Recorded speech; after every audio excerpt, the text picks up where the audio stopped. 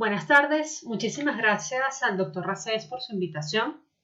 Pues bueno, yo voy a dar continuación a la conferencia. Vamos a ver un poco la práctica del metabolismo del estrés quirúrgico. Recordemos que el metabolismo del estrés quirúrgico por trauma o por infección es una respuesta fisiológica, es una respuesta normal ante un estímulo patológico como puede ser una cirugía menor, mayor, un proceso infeccioso o un trauma. Entonces, bueno, a continuación vamos a traer 3 casos clínicos que van a ejemplificar muy bien todo lo aprendido en la conferencia anterior. El primero es un caso de una infección odontogénica. Este es un paciente de 29 años quien inició enfermedad actual 6 días previos en mi consulta.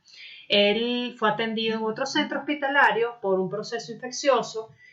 Fue tratado con amoxicilina, clindamicina y metronidazol. Por no presentar mejoría fue entonces referido y fue diagnosticado con una celulitis submandibular, sublingual izquierda y submentoniana. Vemos en el examen físico un paciente que cursa con un aumento de volumen indurado, doloroso a la palpación superficial y profunda, a expensas de la región submandibular, submentoniana y paramandibular izquierda. Tenía limitación de la apertura bucal, disfagia o dinofagia. En la radiografía podemos observar el agente causal. Vemos que la causa de este proceso infeccioso es un resto radicular de un tercer molar inferior izquierdo. Se le piden los exámenes preoperatorios previo, obviamente, a realizar cualquier procedimiento quirúrgico y vemos entonces estos 3 valores, ¿no? Los glóbulos blancos en 18.4, las plaquetas en 371.000 y los valores de glicemia casi en el límite máximo. ¿Qué pasa con los glóbulos blancos y las plaquetas? Hablamos de un estímulo inflamatorio. Aunque el paciente comenzó su proceso infeccioso 6 días antes, no había podido eliminarse el agente causal. Entonces encontramos que dentro de la respuesta fisiológica por el estrés vamos a encontrar una liberación importante de proteínas de fase aguda y una liberación importante a su vez de mediadores químicos de la inflamación, como es el caso de los eicosanoides. Mientras se mantenga el estímulo, estos valores van a estar aumentados. Luego, en relación a la glicemia, los valores elevados de glicemia nos dan una respuesta a que tenemos el eje hipotálamo hipófisis suprarrenal activado. Ellos inclusive se pueden mantener activados hasta semanas luego del origen del proceso infeccioso. Encontramos entonces una liberación importante de glucosa torrente sanguíneo, así como una resistencia periférica a la insulina. Por eso vemos que un paciente que no tenía ningún antecedente de diabetes, y si tomamos en cuenta un paciente que lleva 6 días con un proceso doloroso, con dificultad para tragar, con dolor, donde su alimentación está limitada, podríamos pensar que no hay ninguna relación en que los valores de glicemia están alterados, si no conocemos cómo es el funcionamiento normal de un paciente ante el estrés. El siguiente caso, pues tenemos un caso de un paciente con un trauma facial, es un paciente de 31 años, quien inició enfermedad actual 5 días previo a la consulta. Él recibió un traumatismo facial contuso con un objeto del cual él no recuerda, ya que perdió la conciencia posteriormente a recibir el traumatismo. Él luego fue llevado a nuestro centro para valoración y fue diagnosticado con un politraumatismo resuelto, un traumatismo craneoencefálico leve resuelto, fracturas múltiples mandibulares que abarcan ambos cóndilos, la sínfisis y el cuerpo mandibular, y una fractura del proceso coronoideo derecho. Importante recalcar, este paciente no tenía ningún antecedente médico contributorio previo a recibir el traumatismo. En su examen físico vemos múltiples escoriaciones a nivel de la región craneal, escoriaciones con procesos ciacostrosos a nivel de los labios. Encontramos también que hay un leve aumento de volumen en la región paramandibular izquierda. Intraoralmente vemos que hay limitación de la apertura bucal, contactos prematuros en la región posterior mandibular, movilidad de los segmentos óseos a expensas de la sínfisis y cuerpo mandibular. En la tomografía vemos una fractura a nivel de sínfisis y cuerpo mandibular, así como de ambos cóndilos, y este es el resultado luego de hacer una fijación con arcos de Erich. Si vemos sus exámenes preoperatorios, vuelve a llamar la atención 3 parámetros, ¿no? El primero es los glóbulos blancos, vemos que está cerca del límite máximo de 10.000.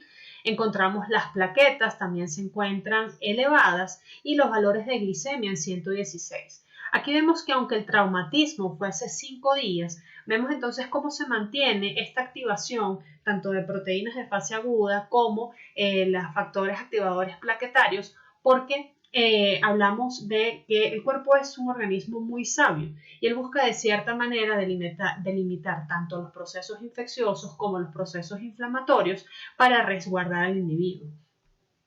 En cuanto a los niveles de glicemia, habíamos hablado que el paciente no tenía diabetes previa. Aquí vemos que igualmente sus valores están elevados. Estos valores pueden mantenerse por una liberación de catecolaminas, igualmente por el sistema hipotálamo, hipófisis suprarrenal, inclusive hasta semanas luego del trauma, como lo habíamos mencionado previamente. Por último, esto es un caso quirúrgico, es una paciente de 34 años de edad. Esta fue una paciente que nació con un diagnóstico de poliomielitis, recibió múltiples cirugías a lo largo de su vida. En el año 2015, producto de una anquilosis bilateral de la articulación temporomandibular, se le hizo un reemplazo total de ambas articulaciones con una prótesis articular y al año empezó a presentar una exposición de la prótesis en el área derecha. Clínicamente, pues vemos a la paciente con una desviación de la línea media hacia el lado izquierdo, vemos que hay una distancia cuello-mentón disminuida, encontramos una cicatriz en la región submandibular bilateral y una exposición de la porción de polimetacrilato de la prótesis de articulación temporomandibular. Para este momento no tenía ningún proceso infeccioso, sin embargo, la paciente refirió tener de manera recurrente gasto purulento a partir de este orificio. Entonces, previo al acto quirúrgico se le indican los exámenes preoperatorios, vemos que todos se encuentran relativamente dentro de la norma, ¿sí? Recordemos los valores que generalmente se encuentran afectados, glóbulos blancos, plaquetas y glicemia, y luego de la cirugía, ¿qué vamos a encontrar?